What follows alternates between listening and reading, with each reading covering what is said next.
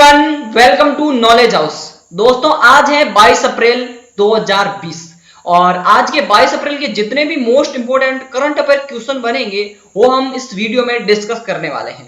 तो आप सभी से छोटा सा अनुरोध है कि इस वीडियो को अंत तक जरूर देखना। चलो स्टार्ट करते हैं आज के सेशन को। तो दोस्तों आज का पहला हमारा क्वेश्चन ये है कि विश्व रचनात्मक और नवाचार दिवस कब मनाया जाता है। तो इसका करेक्ट आंसर है ऑप्शन नंबर सी यानी कि 21 अप्रैल को।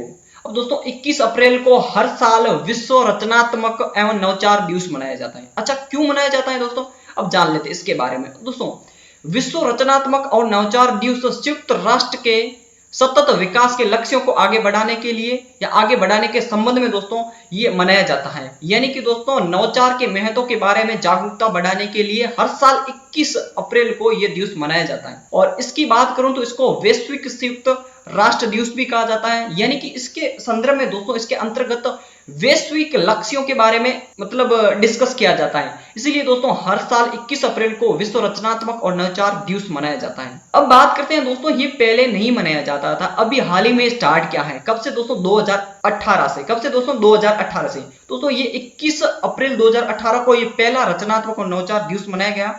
और आपको पता है कि इसके उद्देश्य की बात करूं तो इसका उद्देश्य व्यक्तिगत और सामूहिक स्तरों पर रचनात्मक और बहुआयामी सोच को विकसित करना या प्रोत्साहित करना और नए नए दोस्तों आइडियाज ढूंढना इसका मुख्य उद्देश्य रहा है। चलो देखते हैं अब हमारा नेक्स्ट क्वेश्चन। नेक्स्ट क्वेश्चन ये है कि BMW इंडिया के सीईओ कौन थे जिनका हाल ही में निधन हो गया है। अच्छा दोस्तों यहाँ पे क्वेश्चन आया है कि BMW के सीईओ कौन थे जिनका हाल ही में निधन हो गया है। तो इसका सही आंसर है दोस्तों ऑप्शन नंबर सी यानी कि रुद्रतेज सिंह जिनका अभी हाल ही में निधन हो गया है। अच्छा यहाँ पे बातचीत हो रही है BMW इंडिया। तो आप सभी को पता है कि BMW की बात करें तो BMW एक फॉरेनर गाड़ी का नाम है जो भारत के अंदर दोस्तों कोई काफी लोगों के पास, बहुत लोगों के मतलब कम लोगों के पास है BMW। अच्छा तो यहाँ के दोस्तों सीईओ कौन थे, इंडिया के सीईओ थे रुद्रतेज सिंह, उनका निधन हो गया है। तो ये भारत की बात करते हैं, भारत के दोस्तों संचालन BMW इंडिया के संचालन करने का दोस्तों ये पहले व्यक्ति थे, पहले भारतीय थे जिन्होंने दोस्तों BMW इंडिया का संचालन किया था।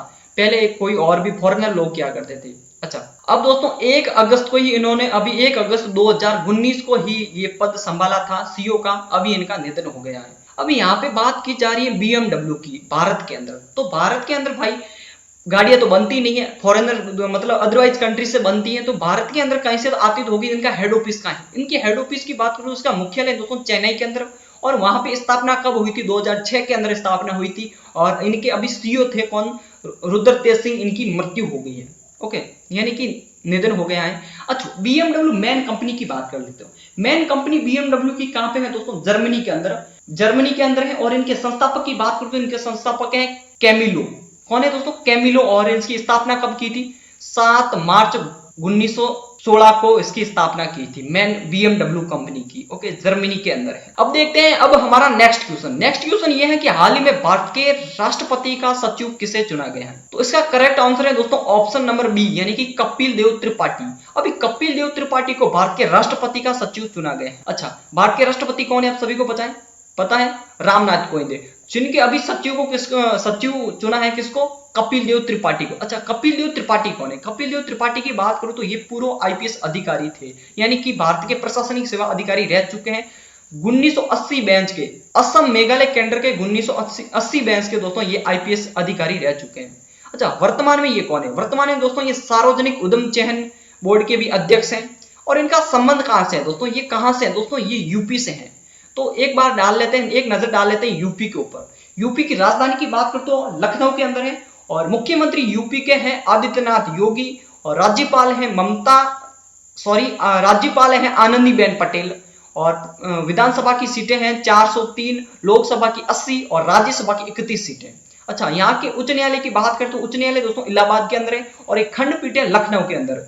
और प्रेजेंट टाइम इसके मुख्य न्यायाधीश की बात करूं तो गोविंद माथुर है। अगले क्वेश्चन के ऊपर चलते हैं दोस्तों। अगला क्वेश्चन ये है कि हाल ही में लाइसेनिया कर्से का निधन हो गया है, उनका संबंध किस देश से था। तो इसका करेक्ट आंसर है दोस्तों ऑप्शन नंबर ए यानी कि फिजी। अब फिजी क्या है यहाँ पर, फिजी एक कंट्रीज का नाम है दोस्तों। अरे लाइसेनिया का यहाँ पे निधन हो गया। अच्छा लाइसेनिया कौन था दोस्तों, फिजी यहाँ पे कंट्री का नाम, ये तो जान चुके हैं। लाइसेनिया की बात करूं तो लाइसेनिया दोस्तों फिजी के दोस्तों फिजी कंट्री है उनका दोस्तों पूर्व प्रधानमंत्री यानी कि पूर्व प्राइम मिनिस्टर रह चुके हैं। 2000 से लेकर 2006 तक ये पूर्व प्रधानमंत्री रह चुके हैं। तो इनका हाल ही में निधन हो गया है। अब इनकी बात करें तो इन्होंने दोस्तों एक संगठन बनाया था, एक पार्टी बनाई थी। पार्टी का दोस्तों मोस्ट इंपोर्टेंट है, ये क्वेश्चन बनता है इसकी पार्टी का क्या नाम था। तो इस पार्टी की बात करूं तो सुख सुखो, क्या है दोस्तों, सुख सुखो दुहात नी लिवे निव्या पार्टी के नाम है, इसका पार्टी का नाम है, इस प्रकार का पार्टी का नाम है। अच्छा, यहाँ पे बातचीत हो रही है फेजी के बारे में। दोस्तों फेजी के बारे में, फेजी कंट्री है, मैंने बता दिया। ये मैप के ऊपर आपको दिखाई दे रहा है, ऑस्ट्रेलिया के पास है। देखिए ऑस्ट्रेलिया के पास है। अब यहाँ पे जान लेते हैं वर्तमान में इसके प्रधानमंत्री के बारे में। फेजी के वर्तमान प्रधानमंत्री कौन है? तो फ्रैंक बेमीमा नामा रामा, फ्रैंक बेमी ना रामा दोस्तों, ये है इसके प्राइम मिनिस्टर। अच्छा, राजधानी की बात करें तो राजधानी है सुआ, और यहाँ की मुद्रा की बात करें तो फेजियन डॉलर है। क्या है दोस्तों? फेजियन डॉलर। चलो चलते हैं अब हमारे नेक्स्ट क्वेश्चन की तरफ। नेक्स्ट क्वेश्चन ये है कि अमेजॉन, एलेक्सा और गूगल असिस्टेंट पर वॉइस बैंकिंग सेवा किस बैंक ने शुरू की है? तो इसका करेक्ट आंसर है दोस्तों ऑप्शन नंबर डी, यानी कि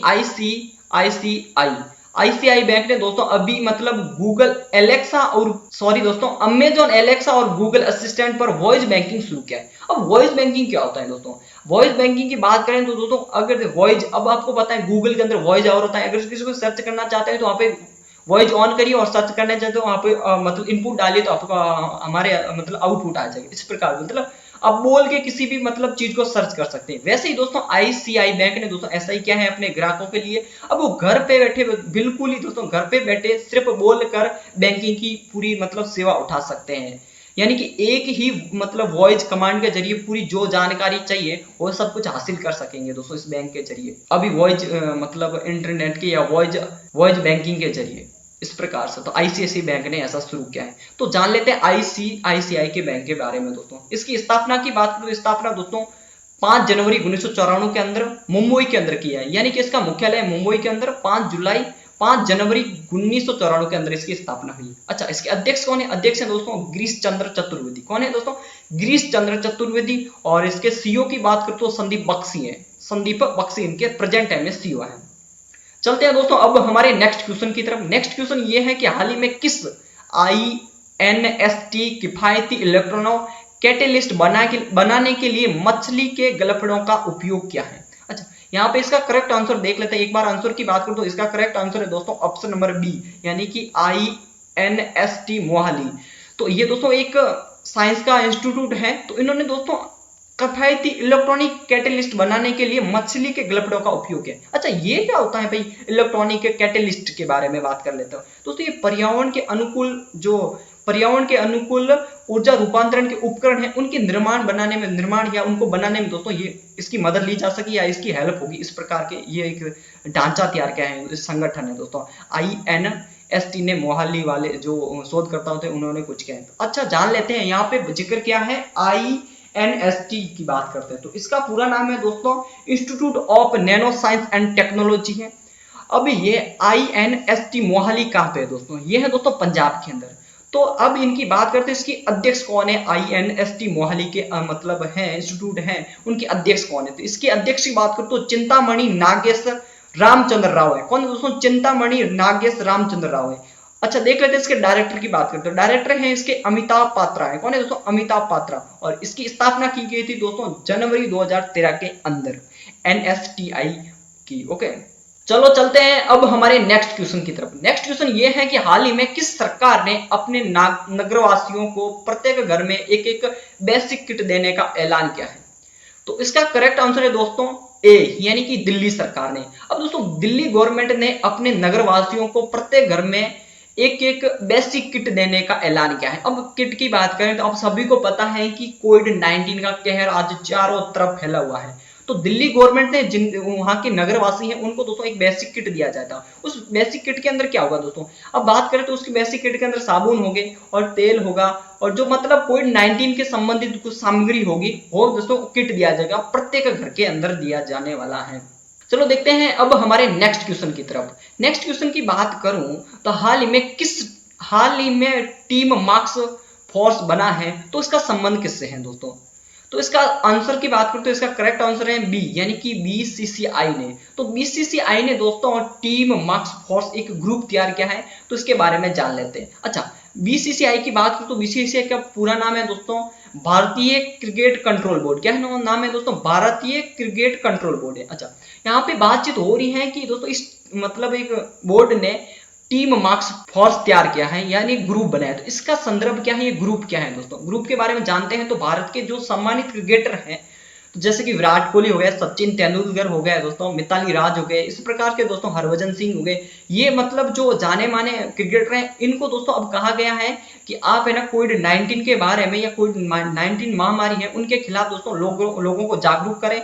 और जो जो मतलब कोविड-19 के अंदर जो सबसे ज्यादा कहा गया कि मार्क्स लगे, मुंह पे मार्क्स लगे, उनके बारे में लोगों को बताएं कि इनके दोस्तों मतलब पॉजिटिव इम्पैक्ट क्या है, लगाने चाहिए कि नहीं लगाने चाहिए, उनके बारे में मतलब सीधा सटीक बात कहूं तो दोस्तों कोविड-19 के बारे में लोगों को जागरूक करना और उनके मतलब परिणामों के बारे में बताना और उनसे मतलब बचा कैसे जा सकता है इनके बारे में बताना। अच्छा, ये अभी अभी प्रोग्राम शुरू किया है, ये ग्रुप अभी बना है, किसके कहने से दोस्तों? ये रिक्वेस्ट की है प्रधानमंत्री नरेंद्र मोदी जी ने दोस्तों, बीसीसीआई से रिक्वेस्ट की है नरेंद्र मोदी जी ने कि अब ऐसा कीजिए, और उन्होंने दोस्तों ऐसे करते ही दोस्तों इन्होंने एक ग्रुप तैयार कर दिया है। अब दोस्तों भारत के क्रिकेटर हैं तो सभी को इसके बारे में बताने वाले। अच्छा, यहाँ पे जिक्र किया जा रहा है कि बीसीसीआई की बात करें तो बीसीसीआई की पहले मैंने पूरा नाम बता दिया है कि भारतीय क्रिकेट कंट्रोल बोर्ड है। क्या नाम है दोस्तों? भारतीय क्रिकेट कंट्रोल बोर्ड है। अच्छा, इसकी स्थापना की बात करते हैं, इसकी स्थापना दोस्तों 1928 के अंदर हुई है और इसका मुख्यालय है वानखेड़ा स्टेडियम। और प्रेजेंट टाइम इसके दोस्तों अध्यक्ष की बात करें तो सौरव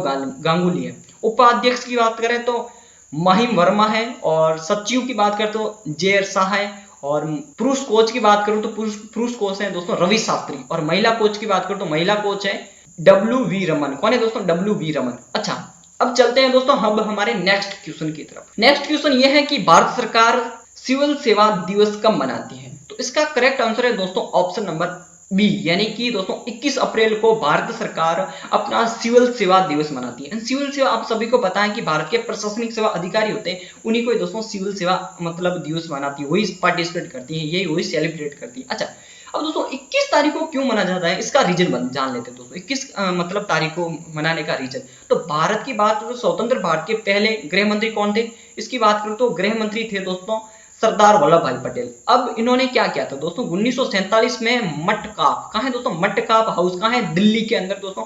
तो वहां पे दोस्तों प्रशासनिक सेवा के अधिकारियों के परिवेक्षण को संबोधित किया था। कब किया था? 1947 में 21 अप्रैल को किया था।